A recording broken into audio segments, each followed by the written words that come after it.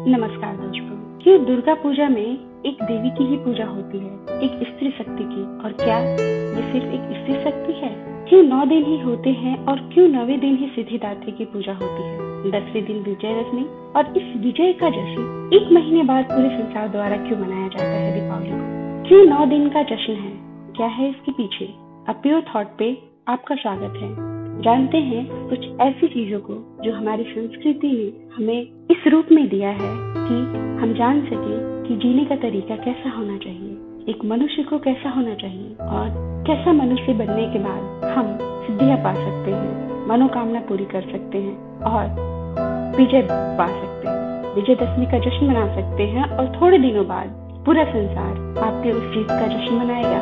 हमारी संस्कृति में छिपी हुई जो कहानियां हैं, वो कहानियां जीवन को जीने का संदेश देती हैं, लेकिन आज वो सिर्फ एक उत्सव बन के रह गया है।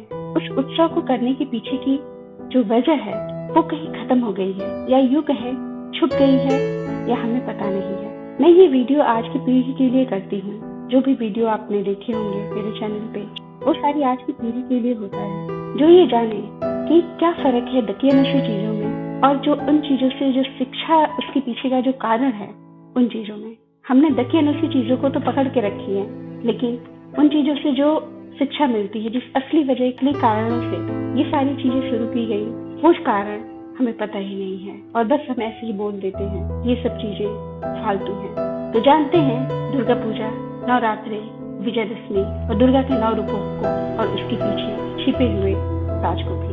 हमारी संस्कृति एक अनोखी संस्कृति है।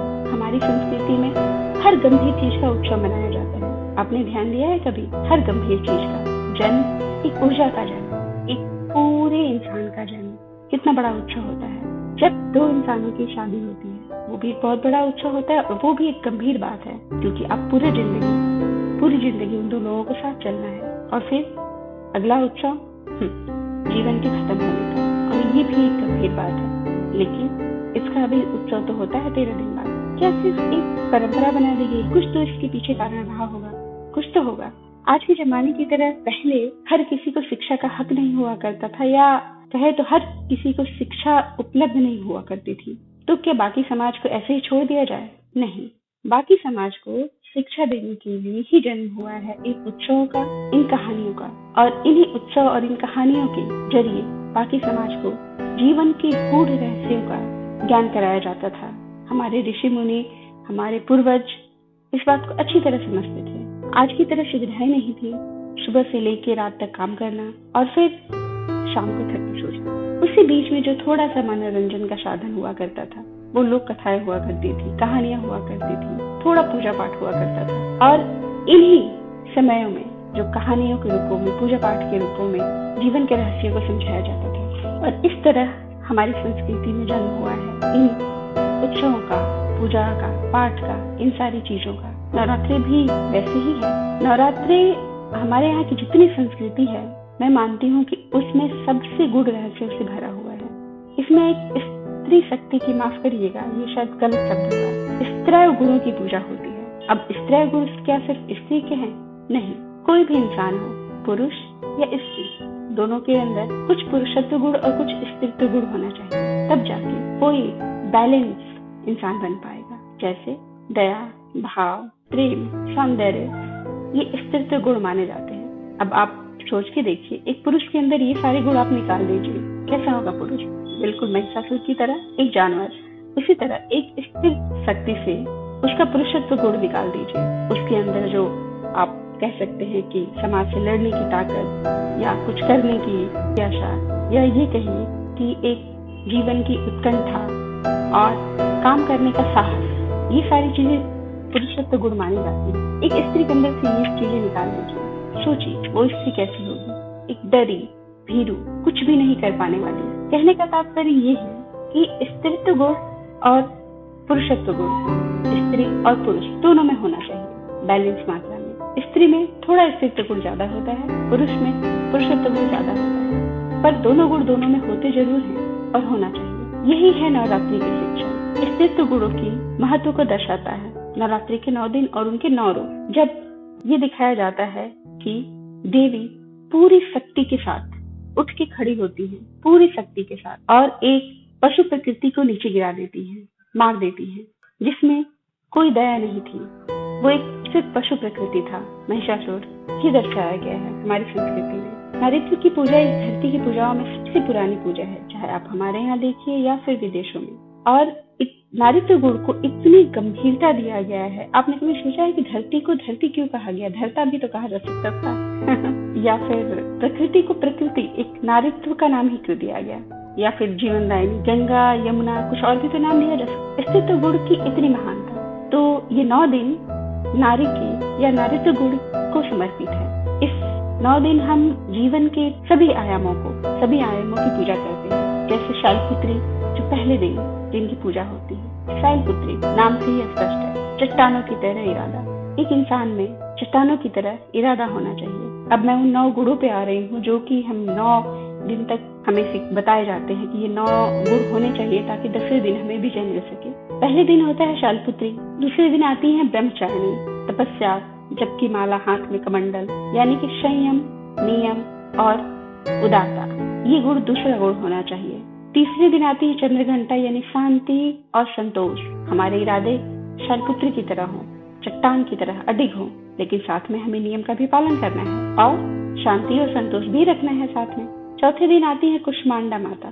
कहा जाता है कि सूर्य की तरह तेज है, इतनी एनर्जी है इनमें। ये ब्रह्मांड की रचयिता है, शेर पे सवार, 8 हाथों में अलग अलग तरह की चीजों को लिए हुए। ये भय दूर करने वाली कही जाती है। कुष्मांडा यानी एक ऊर्जा को जन्म देने वाली माता एक बच्चे को जन्म देती है, एक पूरा जीवन जन्म देती है। ये एक अस्तित्व गुण है और ये अस्तित्व गुण इतना तेज होता है, इतना प्रचंड होता है। एक आप सोच सकते हैं कि एक पूरी ऊर्जा, एक पूरे जीवन को जन्म देना एक साधारण घटना नहीं हो सकती है। बिना तेज के, बिना ऊर्जा के उच्च स्तर पे जाए हुए एक पूरा जीवन। 5वां रूप है स्कंद माता का। स्कंद माता कार्तिकेय की माता मानी जाती है। कार्तिकेय जो देवताओं में सबसे ज्ञानी माने जाते हैं, पार्वती के पुत्र। स्कंद माता पार्वती के ही रूप है और कार्तिकेय ज्ञानी माने जाते हैं।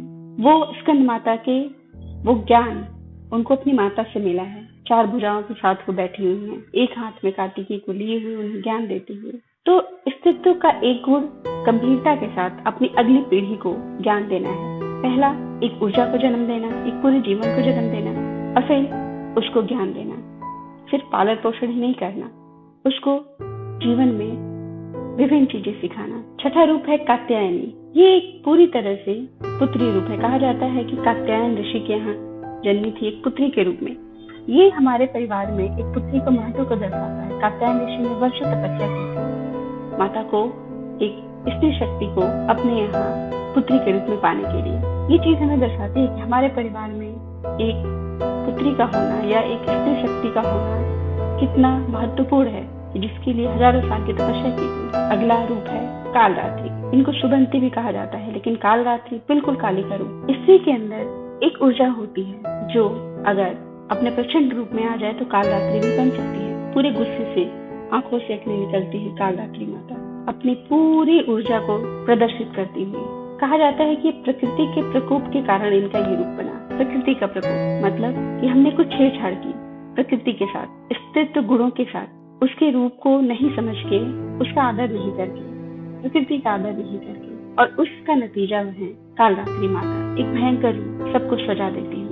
इनके बारे में कहा जाता है कि सारे भय को दूर करती है, सारी बुरी चीजों का नाश करती है और इसीलिए इनको शुभंती भी कहा जाता है, यानी कि शुभ की शुरुआत। और फिर आती है महागौरी, 8वां रूप गौर रूप। पूरी तरह से एक स्त्री को प्रदर्शित करती है। गोरी, सुंदर, खूबसूरत मुस्कान लिए, पवित्र, संयम, शांत, धरती और प्रकृति की भी ये प्रतीक है। महागौरी जो एक स्त्री का रूप समझा जाता है, बिल्कुल उस रूप में। और फिर यानी कि ये 8 गुण होने हमारे लिए बहुत जरूरी है।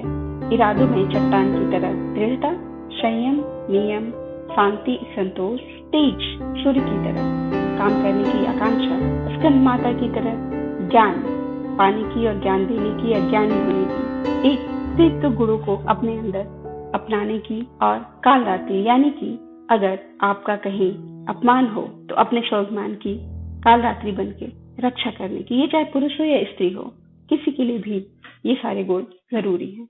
और महागौरी का रूप, शांत, संयम, खूबसूरत, अपने आसपास के लोगों को प्रसन्नता देते हुए। और 9वें दिन तब जाके आता है सिद्धिदात्री माता का, यानी कि अगर आप में ये 8 गुण हैं तो आप किसी भी चीज को सिद्ध कर सकते हैं, किसी भी चीज को पा सकते हैं। और ये 9 गुण अगर आपके पास आ गए तो 10वें दिन विजयदशमी आप विजयी हुए। और जब आपके अंदर ये सारे गुण आते हैं और आप विजयी होते हैं, थोड़े दिन बाद पूरी दुनिया आपके इस विजय का जश्न मनाती है, दीपावली के रूप में जो हमें दर्शाया गया है। ये जो 9 दिन इन गुणों की पूजा है, और इसके बाद 1 महीने बाद दीपावली को पूरी दुनिया उस विजय का जश्न मनाती है। तो क्या ये कहानी सिर्फ एक कहानी है? इसमें आपने कुछ सीखा नहीं? इसमें पूरा जीवन है कि कैसे हम किन किन गुणों को अपना के अपने कामों को सिद्ध कर सकते हैं, और सिर्फ सिद्ध ही नहीं कर सकते, विजय मना सकते हैं।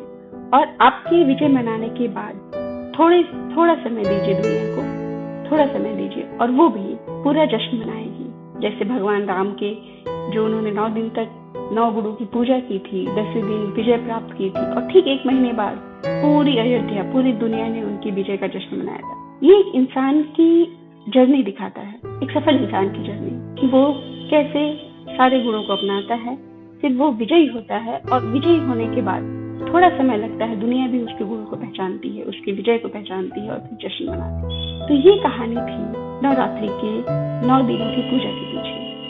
मैंने सिर्फ इसमें स्त्री गुण का ही महिमा मंडन नहीं किया है। ये सिर्फ स्त्री गुण की पूजा नहीं है, ये स्त्रीत्व की पूजा है। हमें समझनी चाहिए कि दोनों ही गुण दोनों में होने चाहिए, थोड़े ज्यादा थोड़े कम। पर बिना इन गुणों के, बिना स्त्रीत्व गुणों के एक पुरुष एक जानवर बन जाता है, और बिना पुरुषत्व गुण के एक स्त्री एक दीनहीन व्यक्ति। दोनों से हमें बचना है, बैलेंस बहुत जरूरी है। और यही दुर्गा पूजा में, दशहरे में, 9 दिन की पूजा में हमें बताया गया है, हमें सिखाया गया है। कहानियों के रूप में समाज में इसको स्थापित किया गया था, लेकिन आज सिर्फ जश्न रह गया है, और उसके पीछे का कारण कहीं चला गया है। जीवन के तीनों आयामों का जश्न है ये नवरात्रि। प्रकृति के 3 मूलभूत गुणों का जश्न है ये नवरात्रि, और हमें सिखाता है कि अगर आपको सफल होना है तो ये 9 दिन में 9 गुणों को आत्मसात करिए, फिर देखिए आप विजय होंगे, और पूरी दुनिया आपकी विजय का जश्न मनाएगी। स्वाभिमान भी सिखाती है कि अगर कोई पशु प्रकृति आप पर हावी होती है, आपको परेशान करती है, तो पूरी ऊर्जा के साथ उसका विनाश कर दीजिए, उसे गिरा दीजिए धरती पे। ये है नवरात्रि की सीख, और ये है हमारी संस्कृति की गहराई जो हमें शिक्षा देती है। जिस चीज को पकड़ के रखना चाहिए उसको तो हमने छोड़ दिया, जो इसके पीछे का ज्ञान था। और जिस चीज को छोड़ना चाहिए, यानी कि ढकोसलेबाजी और दिखावापन, उसको हम पकड़ के चल रहे हैं। विडंबना ही है, लेकिन लुप्त नहीं हुई है। अपनी संस्कृति के इन गहरे राजों को समझते रहने के लिए देखते रहिए, और हाँ, इस वीडियो को शेयर करिए, लाइक करिए, और ज्यादा से ज्यादा लोगों तक पहुंचाइए। हम दीपावली पे वीडियो लेके फिर हाजिर होंगे, तो बताएंगे उसका भी अपना एक अलग महत्व है, राम के जीवन का अलग महत्व है, और अयोध्या के लोगों का भी अपना अलग महत्व है। इनके भी सिग्निफिकेंस है अपने, सिर्फ ये कहानियां नहीं है। और अगर कहानियां भी हैं तो क्यों समाज में इन कहानियों को इस रूप में कहा गया, क्या थे उसके पीछे का कारण, हम जानते रहेंगे, बातें करते रहेंगे। तो आप जुड़िए प्योर थॉट से, जो आपको जिंदगी के रहस्यों को समझाएंगे। जुड़े रहिए और समझते रहिए। नमस्कार।